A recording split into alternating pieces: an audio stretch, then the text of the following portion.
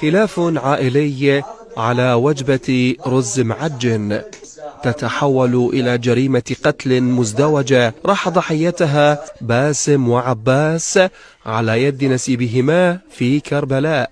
تتحدث الزوجة عن تفصيلات ما جرى داخل المنزل وكيف تطور النقاش إلى اعتداء دموي انتهى بنحر الضحيتين بالسكين.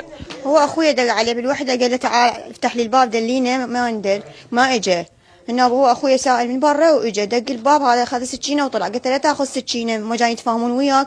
ما سمع كلامي قبل فتح الباب وطلع ضرب اخوي بالسكينه. ولد خالتي فلته وطلع وجا شافوا سكينه وياه بقى هذا ابن اختي اجى راد يضربه انه ضرب ابن اختي يمسح على الرصيف شمره وضربه ببطنه.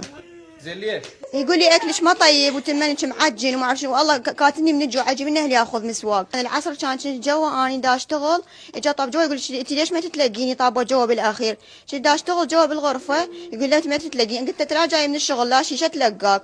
عائلة الضحيتين تعيش اليوم حالة من الصدمة والحزن بعد أن فقدت 2 من أبنائها، حيث توجها إلى كربلاء لمعرفة أسباب الخلاف قبل أن تنتهي رحلتهما بجريمة أدرجتهما في قائمة الضحايا.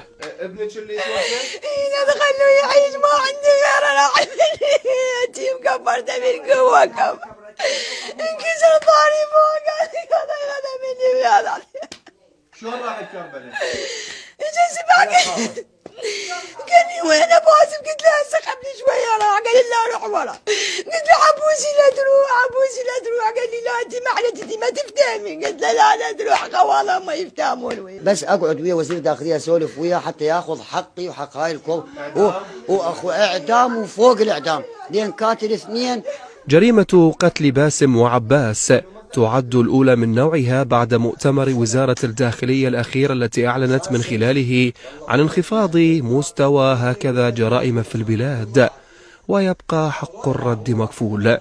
من بغداد محمد الفريد.